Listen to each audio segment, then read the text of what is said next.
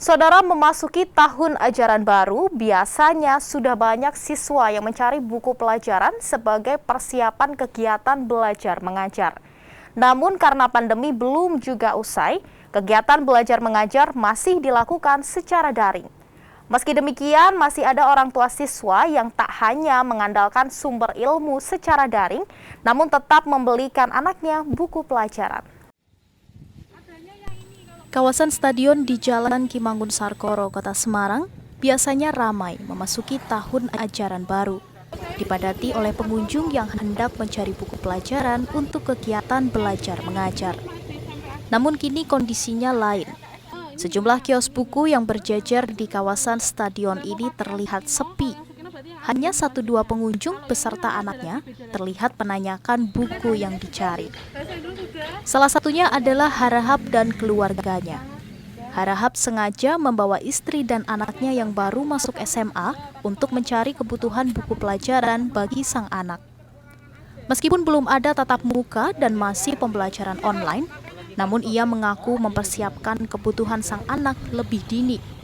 Baginya, meskipun saat ini kegiatan belajar mengajar masih online dan materi bisa dicari di mesin pencarian internet seperti Google, namun baginya lebih memudahkan jika belajar dengan menggunakan buku pelajaran secara fisik. Ini kebutuhannya akan lebih terasa karena kita harus realistis juga, tidak setiap guru memiliki sumber-sumber bahan pengajaran yang cukup untuk membackup kebutuhan pendidikan anak-anak gitu loh. Dengan keterbatasan fasilitas, setiap guru juga beda-beda, apalagi kalau kita bicara di daerah gitu ya. Kalau di pusat, di kota mungkin fasilitasnya sudah lebih baik, tapi kalau kita bicara di daerah itu kan lebih minim lagi, sehingga kebutuhan akan butuh buku tambahan itu semakin lebih terasa. Sementara itu, pandemi yang sudah terjadi selama 1,5 tahun dampaknya dirasakan betul oleh para pemilik kios buku.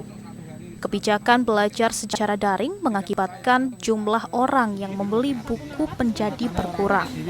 Kondisi ini ditambah dengan sudah tidak diterapkannya kurikulum 2006, sehingga banyak buku stok lama yang tidak terjual. Itu kan sudah tidak dipakai dan dicari orang. Ya paling-paling kalau ada itu paling novel, bacaan-bacaan novel itu sih masih booming. Sekarang nggak laku, contohnya kamus kayak gitu. Nah, kamus itu kan nggak laku, seperti lagu wajib, seperti ya pokoknya buku-buku umum lah. Kamus sing jutaan itu kan sekarang, sedangkan kamus sing besar aja punya Yayasan Sadri pun sekarang menurun lah. Para penjual buku di kawasan stadion berharap tahun ajaran baru ini bisa diterapkan kegiatan belajar dengan tatap muka, agar omset penjualan buku bisa kembali normal. Gina Wirana, Kompas TV, Semarang, Jawa Tengah.